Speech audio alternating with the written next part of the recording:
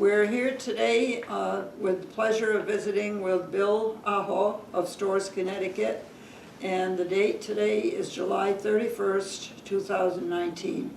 I'm Anita Smiley of the Finnish American Heritage Society, and I have with me Saul and Sandra Ahola, also of the Society, doing the videotaping. We're doing this as part of the project that we undertook to interview some of our Finnish American people in the area and find out about the interesting lives that they've lived.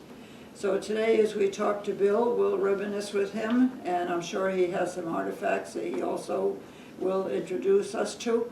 So Bill, we'll start by asking you where you were born, what the birth date is, where your parents lived, and a little bit more about your family history. Okay. I was born in Bessemer, Michigan.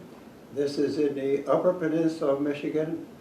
And Bessemer is in the center of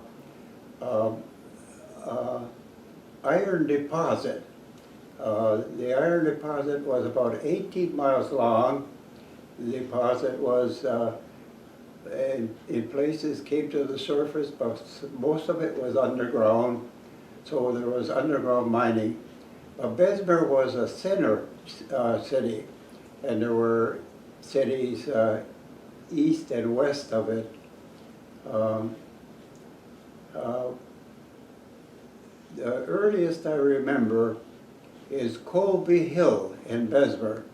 This was on the outskirts, just on the outskirts of the town, and I remember my mother she had a cow, and she had a rug loom in the barn, and the house I remember was a three-room house, and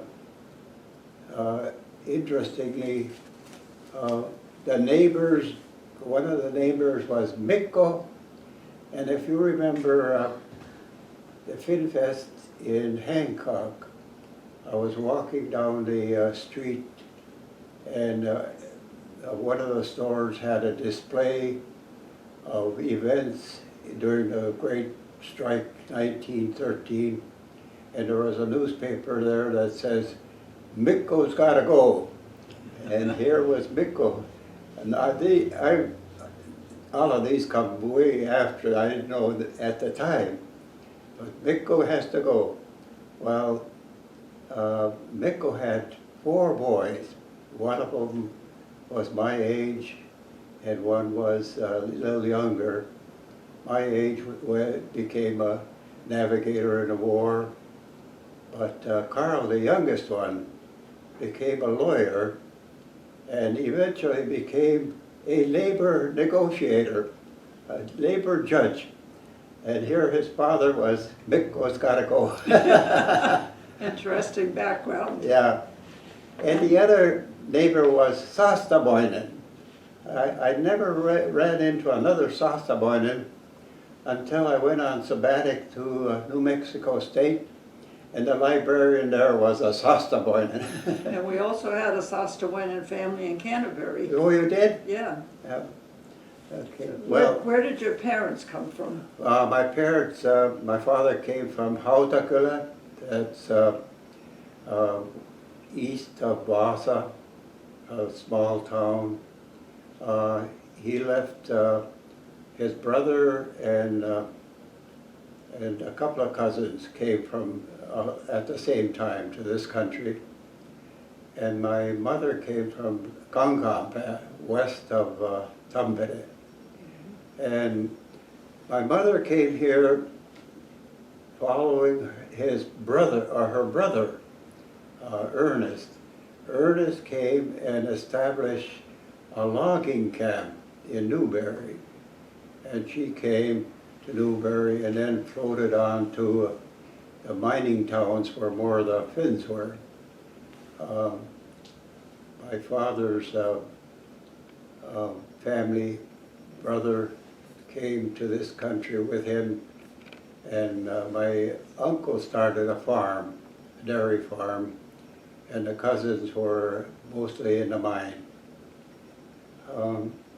Did they by any chance meet at Finnish Hall, where a lot of the I'll people get did? to the Finnish Hall. Oh, okay. Well, Colby Hill, what I remember, my mother used to give me and my sister a nickel, and we go down the hill to where the tarmac road was, and the streetcar was on one side, streetcar track was on one side, and in the corner was the first and last saloon.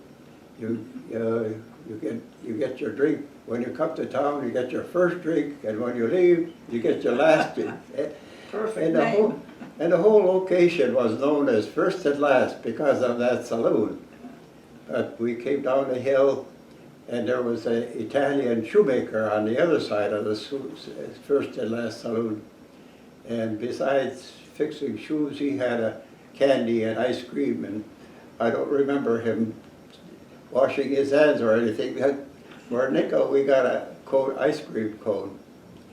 And if you turned right on that Macadam Road, the first building that you came to was the Finnish cooperative grocery store. And then you went a little further and you came to the Poikatalo. Poikatalo means bachelor's accommodation. And there was they got their food and lodging there, and they picked up the streetcar on their way to work. And then a little further was a mining company hospital. You talk about Medicare and health for everybody. If your father worked in the mine, everybody in the family got Medicare. Janet was born in a mining hospital. Right there in that town? Not in that town. Yeah. Eventually, those small mining hospitals were torn down, and they built a central one that encompassed a whole range, and it was called the Grandview Hospital. And of course, there were so many silicosis cases that some of the miners call it the last view instead of the Grandview. And then if you went a little further, you came to the Finnish Hall, People's Hall. And then a block from that was the Lutheran Church. But I remember the People's Hall going there. And they had plays and dances, and of course Viola Turbinen was from the Upper Peninsula, and she was a frequent performer at People's Hall. Sounds like a typical Finnish town in those days. Yeah. All the important things, the co-op, the Finnish Hall, Yeah. and the kapakka, the beer hall. Yeah, first and last. It must have been an important place to have that whole area. Oh, yeah. By